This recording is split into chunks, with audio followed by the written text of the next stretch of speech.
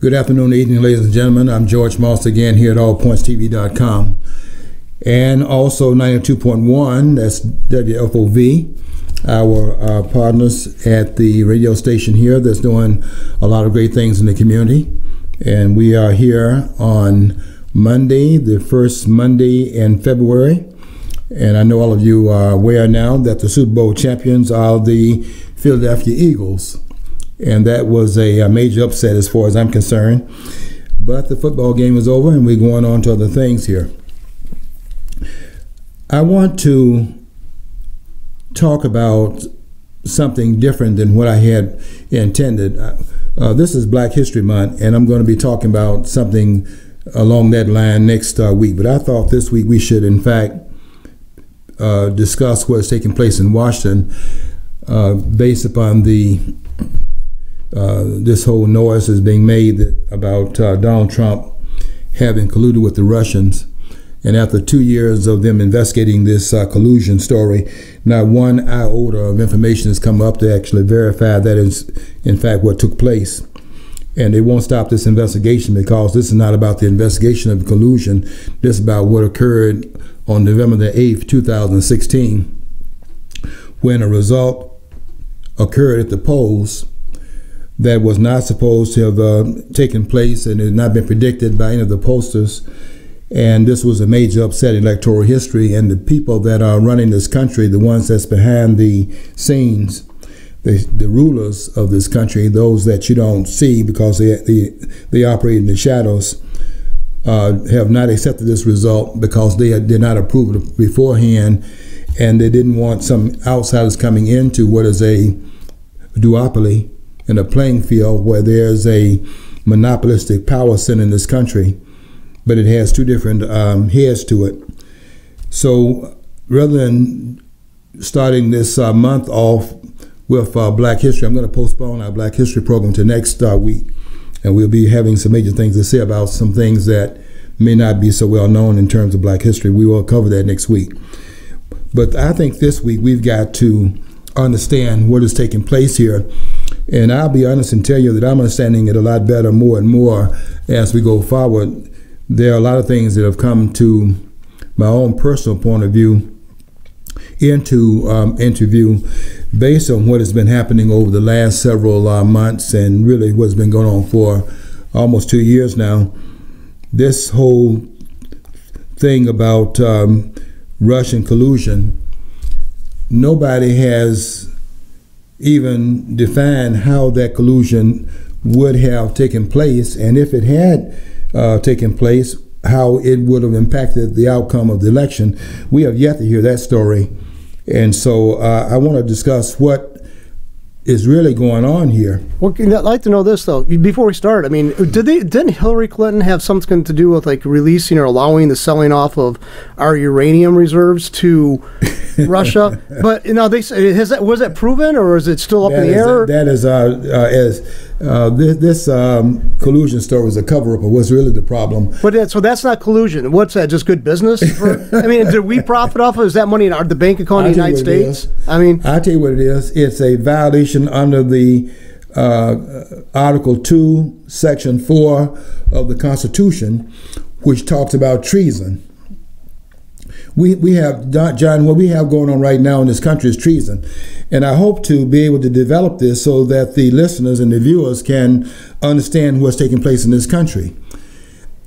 Because I have to be honest with you, it takes a lot of time to really put these things into context because there's so much that is going on and there's so much behind the scenes, undercover, that it takes a lot of time to figure out what's taking place. Although you're looking at everything in terms of what's being published in the newspaper, and you're watching the news reports, and you still have to do some things behind it. You have to do some studying behind what you're being told, because not all the story is in public view. Well, another thing is too, is like, it just struck me too. A few years back, I think it was in a Clinton era, we were allegedly buying materials from weapons that they were supposed to be disarmed from the Soviet Union. We were taking those nuclear weapon powered, fuels away, buying it from them. So why are we selling them uranium?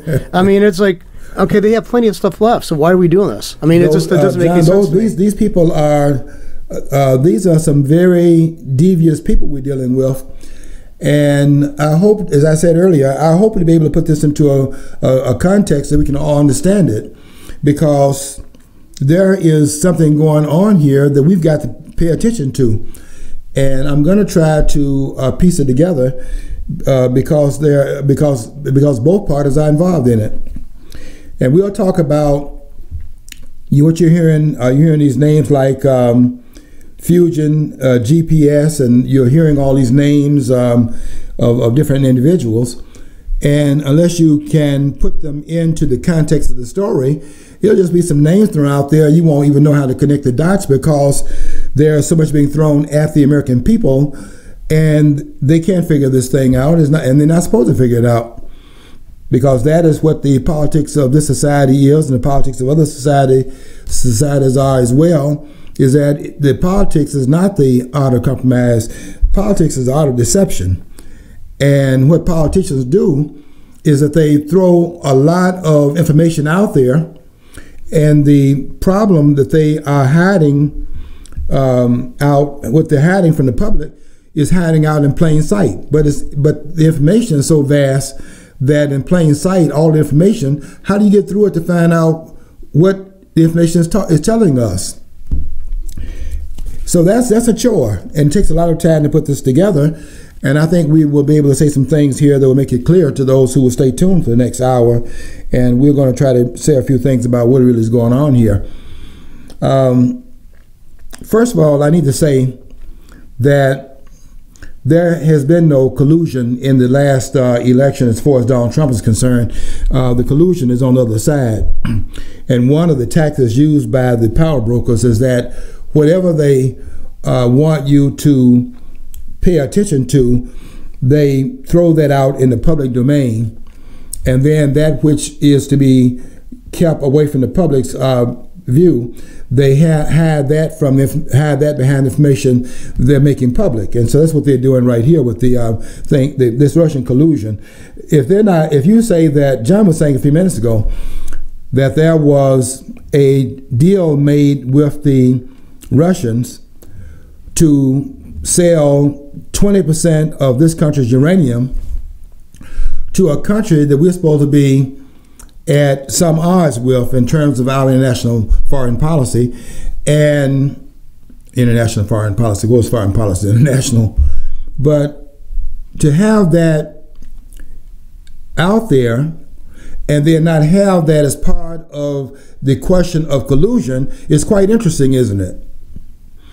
Because if you were investigating collusion, anytime you have 20% of the uranium being sold to the Russians by an entity in our government, and you're investigating collusion, and that is not a part of the investigative concerns we have that's going on right now, then collusion is not the question.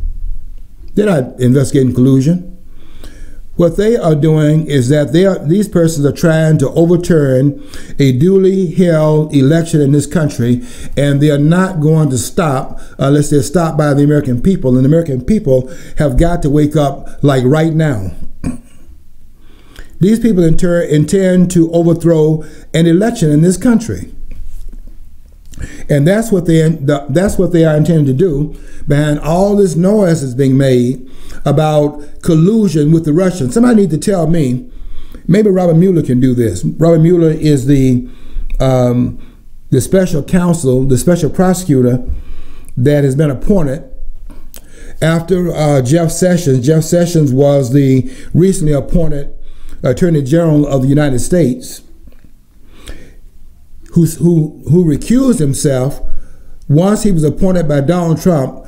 Jeff Sessions recused himself of actually being over the office to which he had been appointed and confirmed by the Senate. He then steps aside and then let one of these deep state figures, Rod Rosenstein, take over the Attorney General's office, and then Rosenstein then appoints Mueller as a special prosecutor to investigate collusion, which is a bogus charge in terms of the collusion going on with Donald Trump. Nobody's investigating the real collusion, which was a collusion that went on in terms of the Russians and the Clinton Foundation, out of which there was Uranium Deal as Secretary of State when she was there in that particular capacity.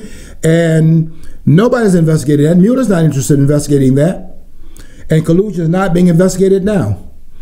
If there had been collusion on the part of the Russian and part of the on the part of the Trump administration with Russia, then why, after 2 years, have they found the collusion? And somebody needs to ask Mueller, what is Mueller actually investigating? Because Mueller is now, if you're watching the last several weeks, they have gotten away from collusion. Now they're trying to bring about an investigation of what? The idea of an obstruction of justice.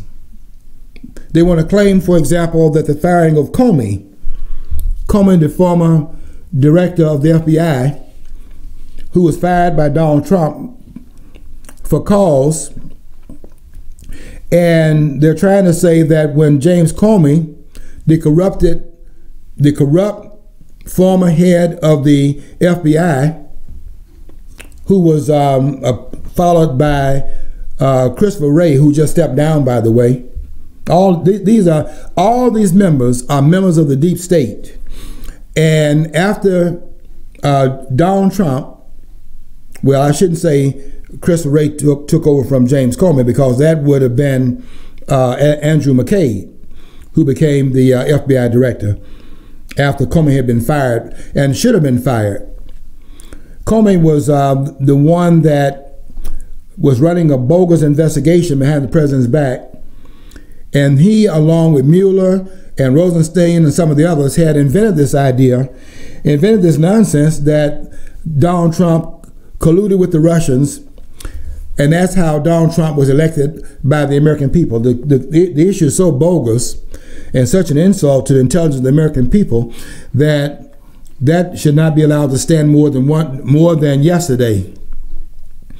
There was no collusion that went on with the Donald Trump administration. And I'm not picking up for Donald Trump's administration. I'm just simply telling you that is not what the collusion was. Any collusion that went on during the previous administration. That was why the Clinton Foundation was why they were funneling money into the Clinton Foundation. The Russians were. That's also why Bill Clinton's income doubled in terms of speeches that he made. He was getting $250,000 for his speeches, and then began to get $500,000 for saying the same thing, which was nothing. It was money laundering that was taking place through the Clinton Foundation. And now that Hillary Clinton's out of power, you probably noticed the Clinton Foundation closed up its doors, because all of that was a way of laundering money through this collusion that was taking place, funding money through the Clinton Foundation, so as not to be entrapped in being paid for what Clinton did. And what Hillary Clinton did was place those classified documents on a public server. And 32,000 of those documents that she had placed in the public server, those emails were erased, and nobody's investigating that. And when Andrew McCabe was being investigated, he stepped down last week. When Andrew McCabe was being called to heel on what he had done as far as his role in this cover-up of this collusion, he then stepped down, because by the time they get the investigation, the ending of the investigation, what will be happening there is that we will finally have McCabe, Mueller, Comey, Rosenstein, and some of the others. Their role in this collusion is going to be found out if they do the investigation. And this is nothing other than going after Trump, because if Trump prevails, then all of this collusion that occurred and all this corruption in that swamp in Washington is going to be ferreted out, and they've got to either get Donald Trump out of there, or they're going to be gotten out of there. This is a deep state attempt to take the verdict of the American people and overturn this verdict and overturn this election that occurred on November the 8th, 2016. And Robert Mueller, Rosenstein, and all those others up there that are running this narrative, if it were not too hot to do because of the political fallout that would occur, they need to go immediately. Mueller needs to be fired, and so does Rosenstein, who is part of the deep state. And Christopher Wray, who took the place of McCabe, resigned his position, and some other folks are involved in these resignations. They've had 32 Republicans that have resigned that are not going to run for re-election. What do you think this is about, other than to further expose this president so as to put this president in hot water because they perceive this man, for all of his flaws, and he has a lot of flaws, but this man is trying to make America great again, and he's going up against those in this country who are globalists.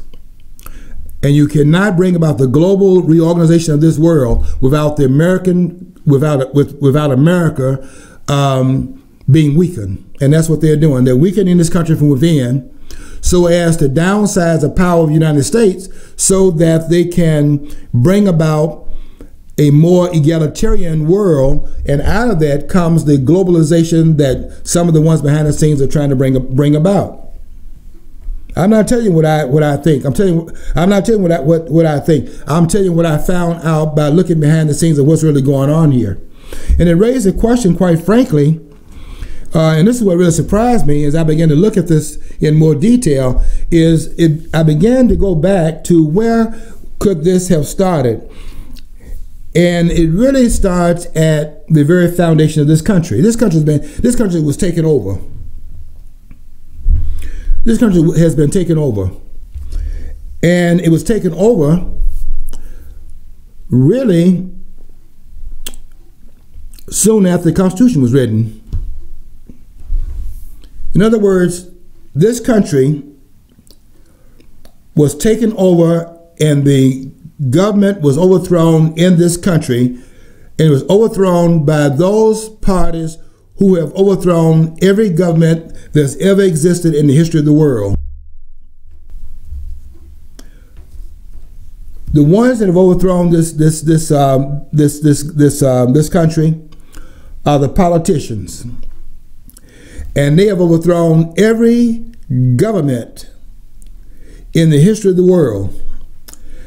And it took me a long time to figure out what happened, because I went back and looked at ancient countries, Egypt, you name it, Rome, before Rome, Greece, Assyria, Persia. Look at all these empires, the ones written about in Vonnet's book called The Ruins of Empire by C.F. Vonnet, the French writer. Every government that's been set up in the history of the world has been overthrown by politicians. And that is what the framers were trying to fix, because they, as politicians, were also a part of the problem. Not when they were writing up the document of the country, but when they began to politically act inside of the system of government they had set up. At that point, the government was seized by the framers. Jefferson, I mean, by the Louisiana Purchase, violated the same principles he articulated in 1803. Right. So he, I mean, and here was like, here's also the person who said let the tree of liberty be watered with the blood of tyrants and all that. It's natural manure and all that stuff. They were talking as much about themselves, John, as they were anyone else. They looked at history and saw it in history too, though. Yeah. See, and they tried to guard against their own worst, weaknesses. They tried to guard against that by putting a constitution in place that would restrict that, because they knew that they were as much a danger to the instruments of government as anyone else would be. Well, the Jefferson too. I mean, he backed down from that. He didn't. He was like real hesitant to see, the people reassert some power. He was an aristocrat. I mean, he might have been to some degree an anti-aristocrat, but he still was an aristocratic leanings. And basically, aristocrats, in my opinion, are basically nothing more than thugs who got other thugs to work for them. The king and queen of any country basically were thugs who got other thugs to work for them. And then you have the left who decries, disparity and of income, but yet when they refer to JFK's era, they say the days of Camelot. So who they have this yearning for like a sense of royalness and royal family. So they're bizarre. All political stripes are really wretched. I mean, they're really bizarre. John, you're making an excellent point, and these people that make up the political class have been the parasites of the planet from the time the government was set up until the present day. And they've been very good in throwing the stone and hiding their hands behind a lot of things they do to keep people diverted and keep them divided. It really was stunning to me, quite frankly, to do the research piece and to look. I kept looking because when I read history, I kept looking at it through the prism of this question: why did that occur? When Vonnet wrote this book called *The Ruins of Empire*.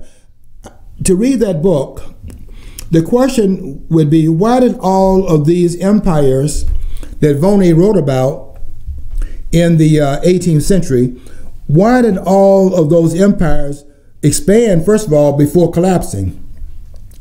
And the answer is every one of those empires expanded because of politicians, and every last one of those empires that were in ruins was destroyed by politicians. And they've done some excellent things to disguise who they are, what they represent, and how dangerous they are. And they are as much of a danger in this country as they are anywhere else. This country's government is a third world government, and all governments are third world governments.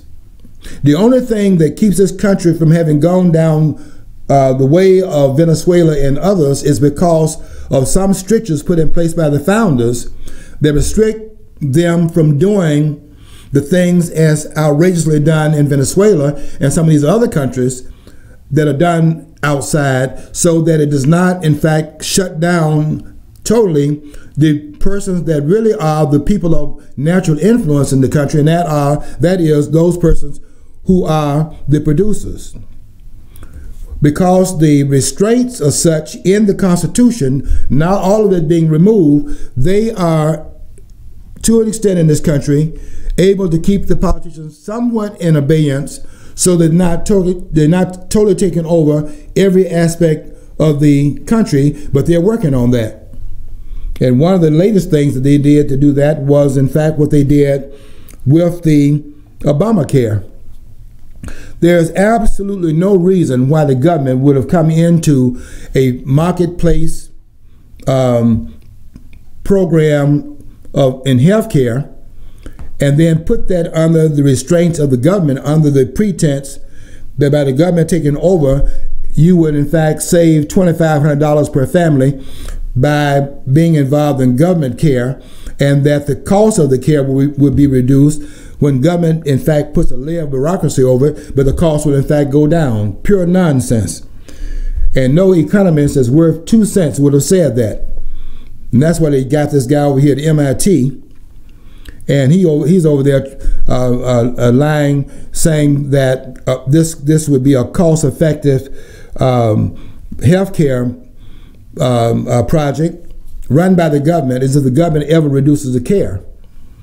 Government never gets involved in anything where the cost will go down, because government is bureaucracy. Well, I look at in England, which most liberals love to point to as being the ideal for public health. Everybody's available. They just canceled 50,000, what they call elective surgeries, but they could probably be crucial or, life enhancing or whatever if they were allowed to be performed. They canceled over 50,000 because of a backlog. So yet. And then similar things go on to the Canadian healthcare system, which is another, they always point to that one as well. They're not these idealistic planes that they think they are. I mean, they really aren't.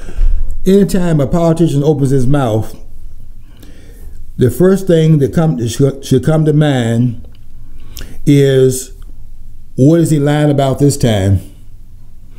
Because all politicians do, and this is the nature of the job they're in, they are in the deception business. Politicians are involved in the art of deceiving the public. It's the art of deception. And there's not one politician, particularly in Washington, who's not involved in the art of deception. That's all. That's what politics. That's what it is. And if anyone tells me, we're going to take a break now and come back from 92.1 in 4 minutes, and we'll see you on the other side of the break. We're going to continue what we're doing here at allpointstv.com.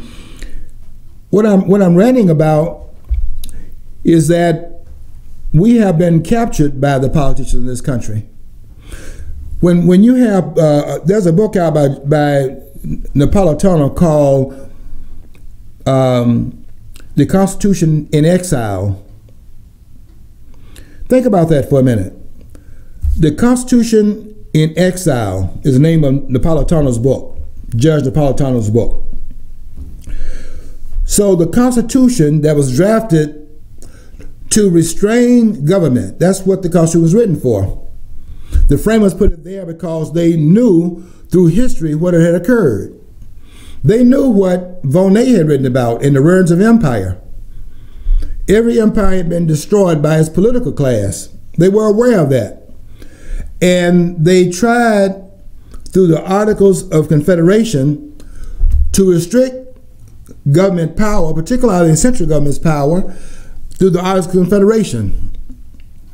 And from 1781 to 1786, they had the articles that were in place as a governing document of the country. But they found out in 1786 that it was not sufficient enough to deal with a national crisis that occurred in 1786 called the Shades Rebellion.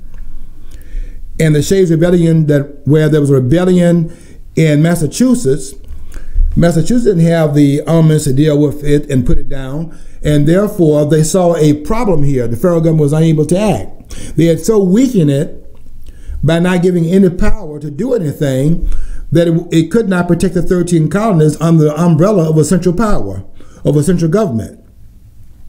So they had to figure out another way to do the same thing. But what were they trying to do with the Articles of Confederation? They were trying to keep the power from going out of control. The 13 articles in the Articles of Confederation were an attempt to keep the central government from going out of control. But it is so weakened in the process of doing that, they were unable to act.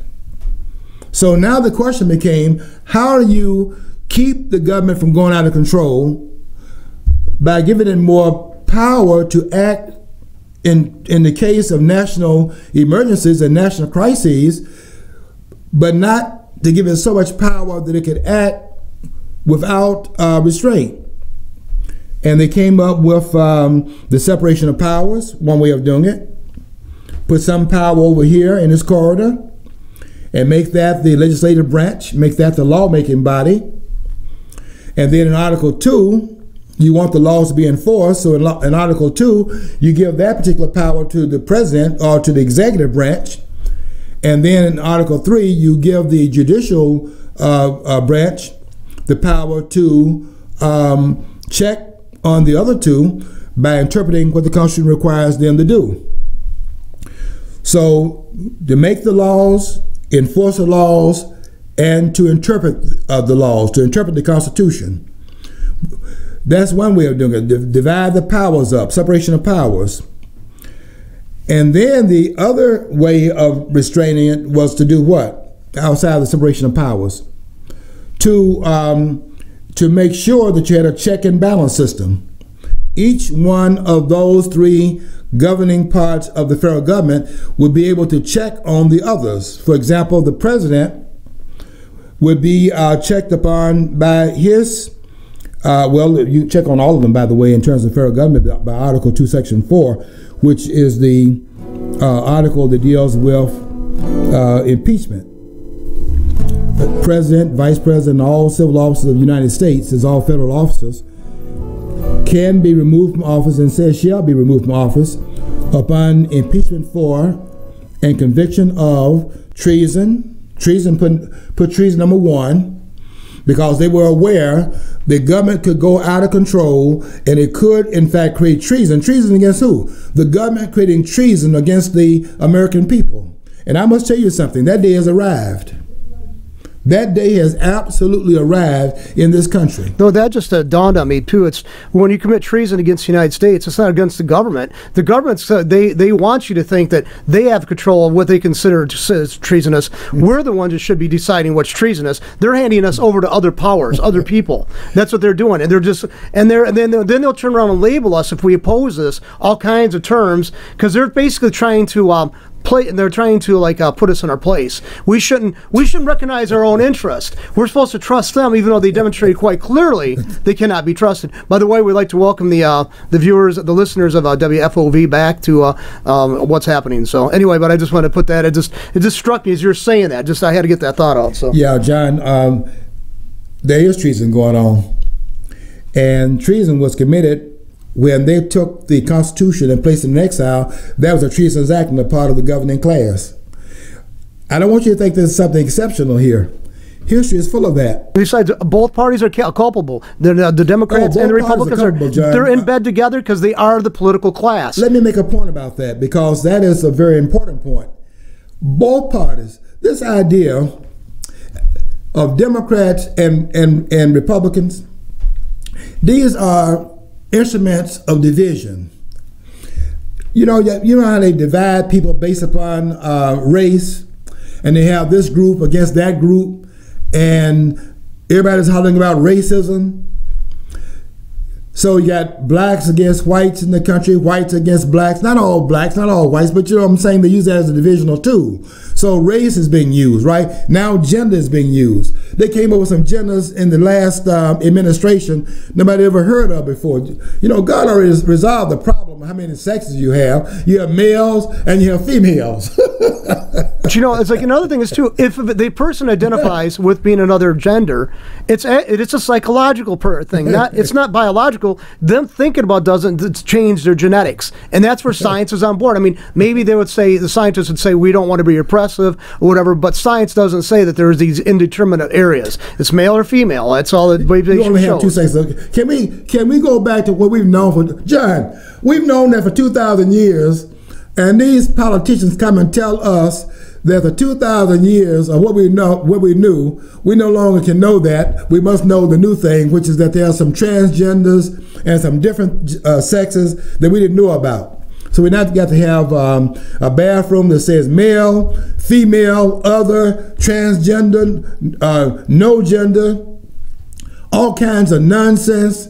And they got us falling into these traps because we have not looked behind those that are doing this. And it's now time to put our attention on who these people are. By the way, the book that actually, I'm just reading a book now. It's called Being in Time. It's by Gilad Atzmon. He's actually used the same name as the Heidegger's book. You know, they use the same title, and it's about the left-right dichotomy. There, that whole conversation and how it's all irrelevant, no longer relevant. Those terms matter not. I mean, and he talks greatly about both in that book as well as Wandering Who about about identity politics, and that's what it's boiled down to is identity politics. Identity politics, and it's like identity politics is going to be, let's face it, every week there's going to be more addition to identity politics, and so what's it going to be? There's not going to create. I don't see how you can have a stability. He doesn't say this in the book so far, but I mean, I would recommend Gilad Atzmon. By the way, if you get a chance, okay. I'll see if I can get you a copy of that book so you can read it. It's not that thick of a book, but it's good and it's easy to read. But it's basically he chews it up. He shows where this identity politics could possibly go. And I got to get to the end of it, see how he see how it's going to go. But yeah, we have identity politics because it's the politics of division. And they're going to continue to create distractions and divisions so as to keep people from looking above. You see, long as we are fighting on a horizontal level, all of us are down here underneath these people up here who are the puppeteers, and they got everybody fighting down here on this horizontal level, As long as you're fighting each other down here on this level, blacks and whites and all the other stuff they create divisions for, you fail to look up at the manipulators. And the ones that are running it are doing what? Walking away with the country, which was taken over really in the 18th century. And John said a minute ago that both parties are involved in it. Let me tell you something about the two parties. Anybody in this country right now, in 2018, who calls himself a Democrat, meaning they are members of the Democratic Party, or anyone who calls himself a Republican and they consider themselves to be a member of the Republican Party, those persons are totally brainwashed. Most of the country is brainwashed.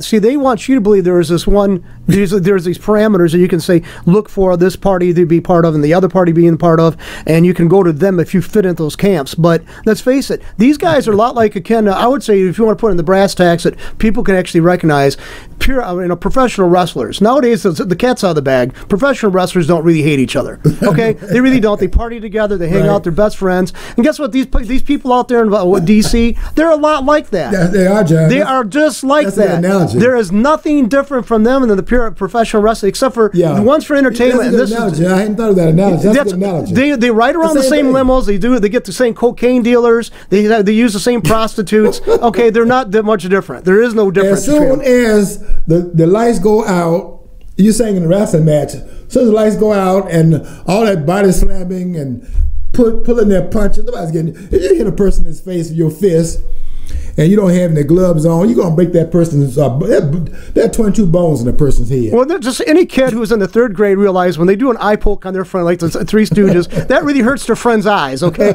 and most people really don't have that kind of viciousness in there. So yeah, we know that this is all like, and people, and the wrestling fans out there really know this. They just still enjoy because it's still an act. It's still enjoyable. But I mean, when it comes to politics, it's not that amusing. Okay. Yeah. Yes, it is. It's the same facade. And after they get through in front of the cameras, acting like they are in disagreement with each other, when both parties want political power, and both of them, if you don't have the two parties going back and forth, then the monopolistic power that they're wielding becomes more obvious. So you got two parties, right? The Democratic Party, Republican Party, but they are sharing the same facade there in Washington, and they are not a bit more representing the American people. The Democrats are not doing it, nor are those that call themselves Republicans doing it. There are no Democrats in the Democratic Party. These persons call themselves Democrats, as if the word Democrat doesn't have some meaning to it. There are no Democrats in that party. And the Republican Party, that word has meaning also. And there are no Republicans in the Republican Party. There are no Democrats in the Republican Party. There are no Republicans in the Democratic Party. And there are no Democrats in the Democratic Party, no Republicans in the Republican Party. That does not exist. These are names. These are titles. Besides, these are divisional tools that they're using. Well, another thing is, too, maybe this sounds like a sellout, but I look at it this way. If you really want to look at how this country should be ran, is basically you have a need, you address it. Why should it have to fall into political camps? You have to say what's, with the parameters of the Constitution, here's what we have to deal with this problem. How do we go about it within these parameters? But see, to have this idealistic plane for both of them are allegedly supposed to be operating on is just basically short-sighted.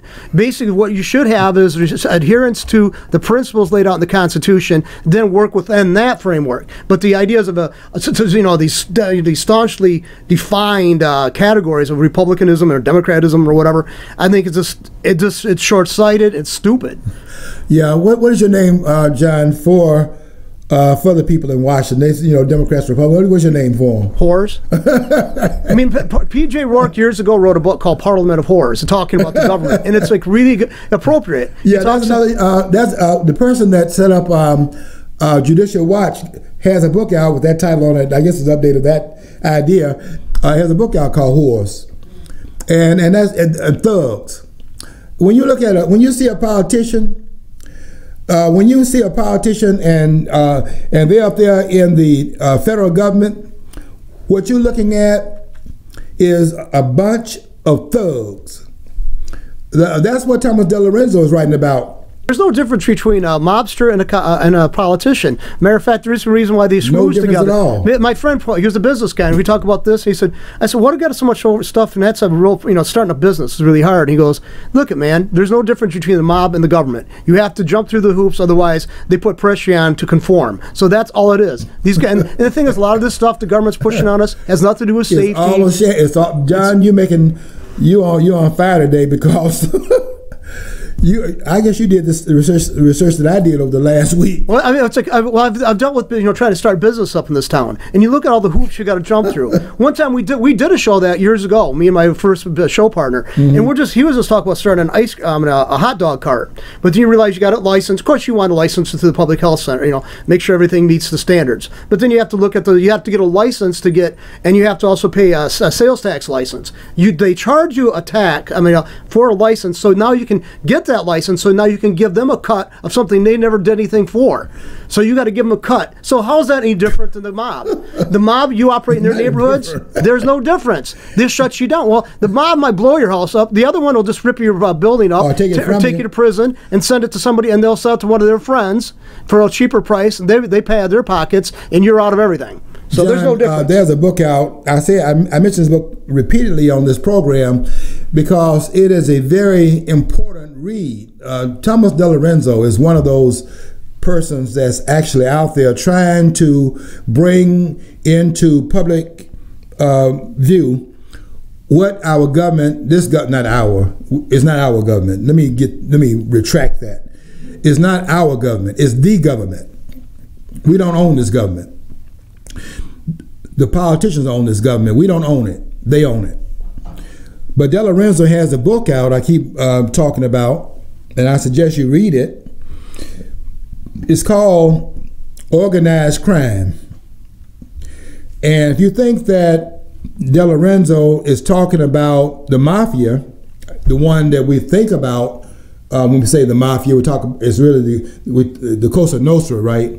That came out, the name that we found out in the Valachi papers that was written by Peter Mars, who told us in that book that the name of the mafia is our thing. Our thing in Latin would be Cosa Nostra.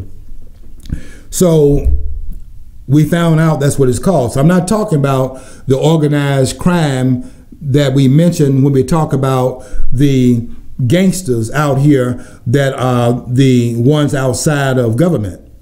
I'm talking here, and I'm talking specifically to them. I'm talking about the gangsters who are in the government, the legalized form of the gangsters. Because DeLorenzo's book called Organized Crime, the subtitle of the book is The Unvarnished Truth About the Government. The unvarnished truth about the federal government. And he's calling it organized crime because these people are organized, and they organize gangsters using the color of law for their gangsterism. I had a friend that and they have the nerve to talk about the Democrats and Republicans. But you ever heard of the Black's Law Dictionary, basically, and you look up what it says, statutes and laws. Anything that violates what, everything else besides the law that's explicitly spelled out or allowed in the Constitution is a statute. Okay, everything else. Everything, it basically has a color of law to it.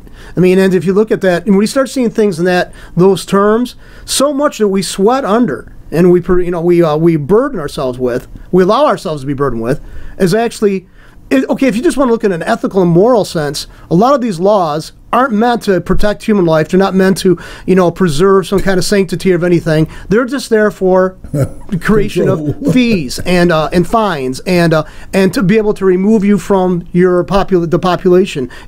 So basically, there's nothing moral about or ethical. It's just basically feeding this beast. That's all it's about. Yeah, John. And every law that they pass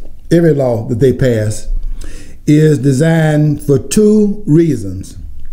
One is to control the population, and the other one is to hide the real relationship they have to the people of the country, which is to take their wealth away from them. Look at the fact that every law that's passed has a penalty that involves some aspect of economics to it. what they're for. I mean, let's face it, they salivate. They want you to break the law. They don't want you to be a law-abiding. Let's face it, they want you to be a rebellious, because then they can diminish you. And most people, when they say, well, he must have done something wrong, they got him convicted. Convicted of what? And you have a tendency of most conservatives out there, most Republicans out there, if it's the law, it's got to be followed. Even if you question, and that's the reason why I have a big issue with the medical marijuana law, or even just allowing it for it to be, legalized. Yeah, what's the law? Well, the law was created by the executive order. So you cannot smoke marijuana until they put a tax on it. That's all. And then they would give you they want a tax stamp so you could have it, but then they never offered the stamps. We rose up, John. We rose up in this country against King George III because he was putting a tax on everything, a sugar tax, a tea tax. Boston Tea Party in 1770, we threw that tea into the sea because the tax put on. We were objecting to the taxation. Just if you actually look at this, bring him up, George, King George III. Okay, if you point this, Adam Smith makes this case, and the P.J. O'Rourke picks it up in one of his books about Adam Smith. He talks about that actually the coronation robes of King George was made of materials that are so exotic they couldn't be found in England, and actually all those materials largely had to be found through smugglers to make the coronation robe for the very king and his parliament, who had actually outlawed these materials.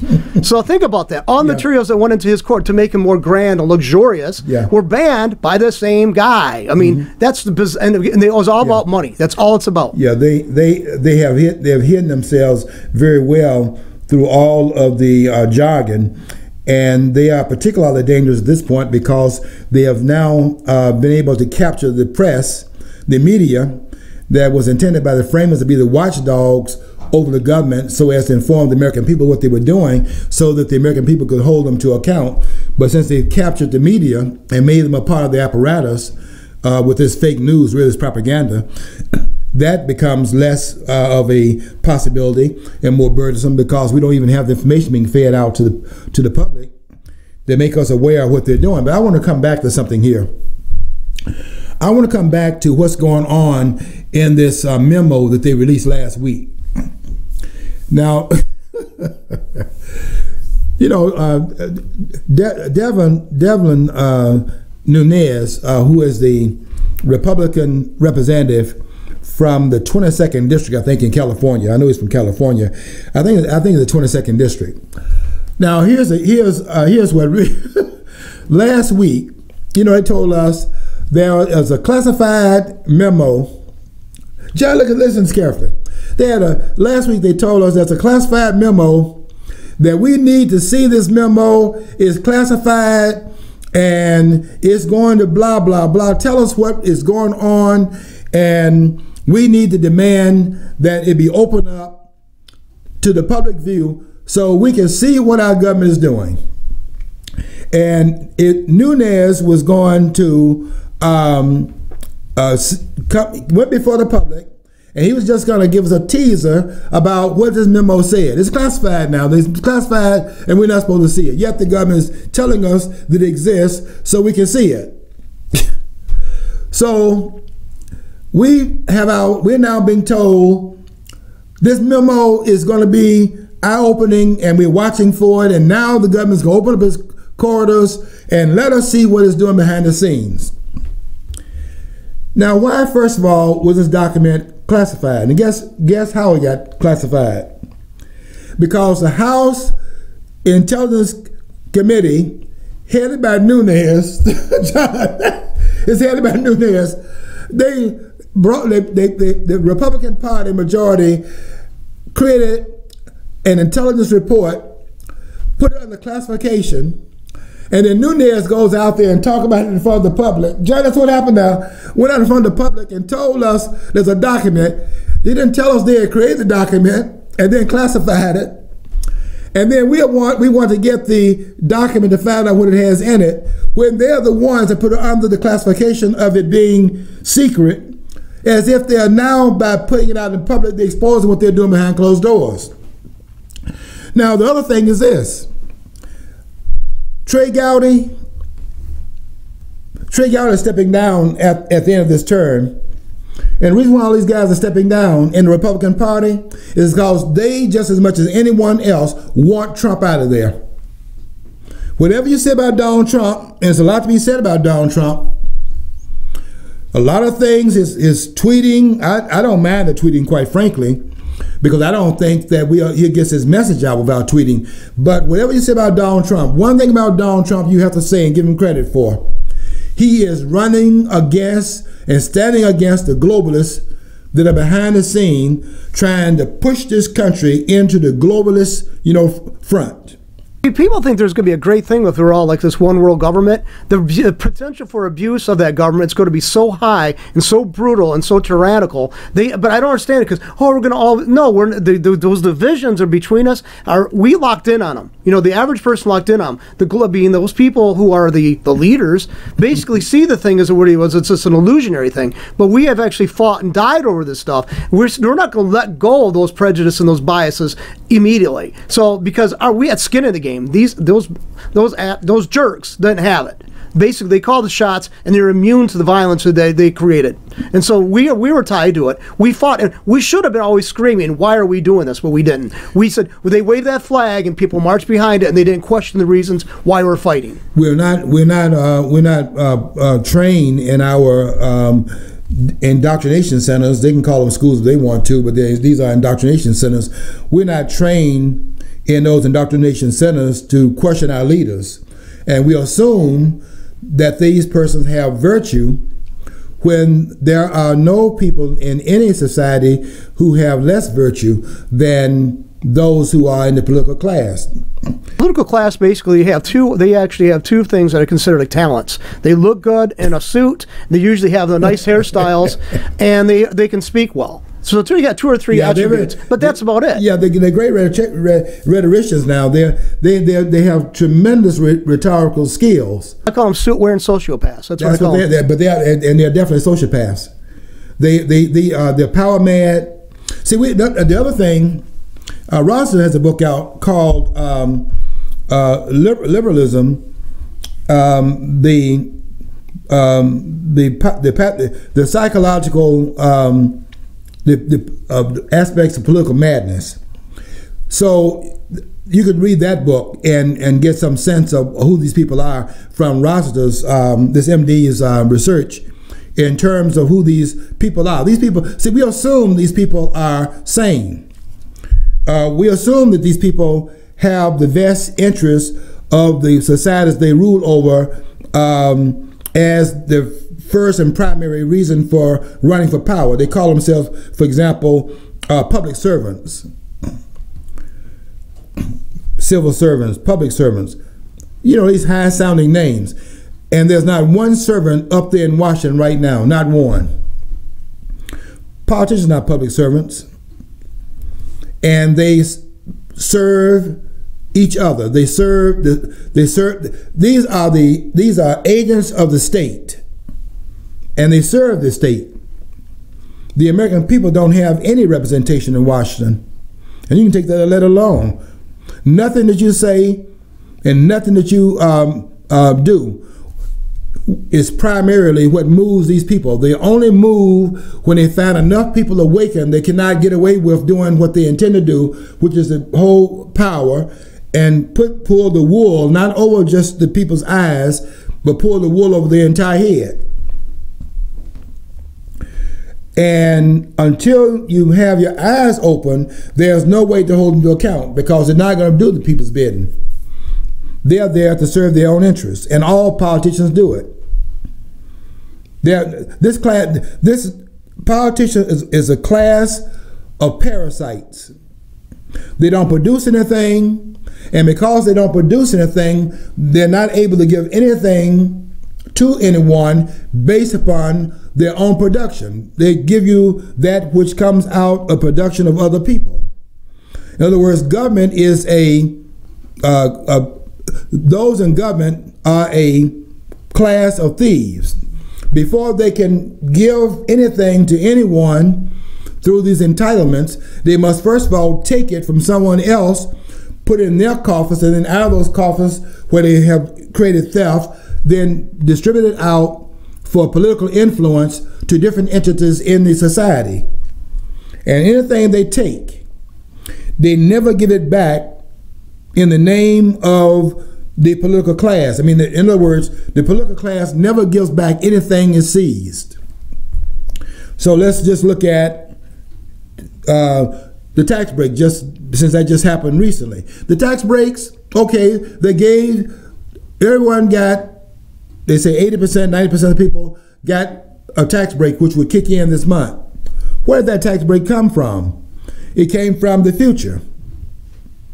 It came from putting more debt upon the next generation and those therein coming after them, putting the debt of that break, that tax break, on generations that are not even born yet, and adding to the national debt. They didn't reduce anything, because they did not reduce any of the entitlement programs. That's why the debt will go up by the same margin of this tax reduction. They didn't give any money back. What they did was increase the national debt.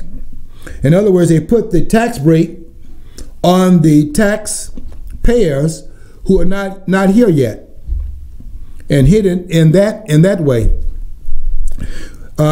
So that's just one of the main points. The other main point is this game they're running with Nunes and all the others. Nunes created the secret document, and then demanded that we read it. They created it. The Republican Party created it, and then the Democrats and Republicans are fighting over whether or not it's going to be released. And now the Democrats want to put their memo out because they have to put a memo out because the Republicans have one. It's all a sham, folks. We're being gamed in this country. Okay, we got to get out of here, but watch these politicians, because they are taking this country for a ride, and we've got to stop them. That's what's got to happen. Until next week, I want you to follow your dream, because if you don't follow your dream, you'll never know what's on the other side of the rainbow.